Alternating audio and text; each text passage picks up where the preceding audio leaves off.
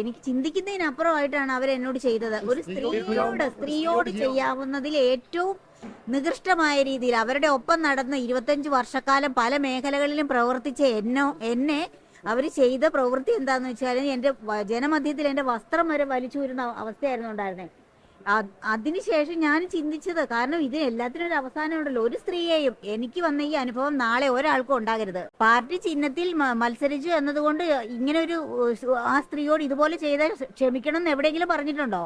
ഇല്ല. അതെന്റെ എന്റെ പ്രതികരണം ഇതാണ്. കഴിഞ്ഞ ജനുവരിയിൽ ഉണ്ടായിരുന്ന അവിശ്വാസ പ്രമേയത്തിൽ താങ്കൾ യുഡിഎഫിന് അനുകൂലമായി വോട്ട് ചെയ്യും എന്ന് ഉറപ്പായതോടുകൂടിയാണ് അതിനുശേഷം ഉണ്ടായ നീക്കം അവർ തടയിടുകയായിരുന്നില്ല. ഞാൻ ശരിക്കും വന്നത് അവിശ്വാസ പ്രമേയത്തിൽ പങ്കെടുക്കാനാണ്.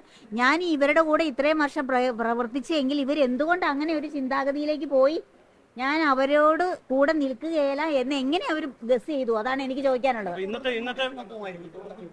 കാരണം ഞാൻ പറഞ്ഞല്ലോ, ഇത് ഇവർ ചോദിച്ചു മേടിച്ച പരാജയമാണ്. ഇന്ന് എന്റെ മനസാക്ഷിക്ക് അനുസരിച്ചാണ്. ഇന്ന് ശരിക്കും ജനാധിപത്യത്തെ കശാപ്പ് ചെയ്ത് അവരാണ്.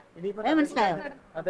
മാസങ്ങൾ മാത്രമേ ബാക്കിയുള്ളൂ. അതിൽ യുഡിഎഫിന്റെ സ്ഥാനാർത്ഥിയായിട്ട് കലാരാജിനെ പ്രതീക്ഷിക്കാൻ ഞാൻ അങ്ങനെ ഒരു അധികാരമോഹോ അങ്ങനെ ഒന്നും എന്റെ മനസ്സിലില്ല. പക്ഷെ എനിക്ക് വന്ന ഈ പ്രതിസന്ധി ഇനിയൊരു സ്ത്രീക്ക് ഉണ്ടാകരുത് എന്ന ഒരർത്ഥത്തിലാണ് ഞാൻ ഇന്നത്തെ തുടർ നിലപാട് എന്തായിരിക്കും? നമ്മളൊരു ഇതിൽ ചെന്നപ്പോ അത് തുടർ നിലപാട് തുറന്ന് യുഡിഎഫിനൊപ്പം ആയിരിക്കുമല്ലോ ഇനി പോകുന്നത്.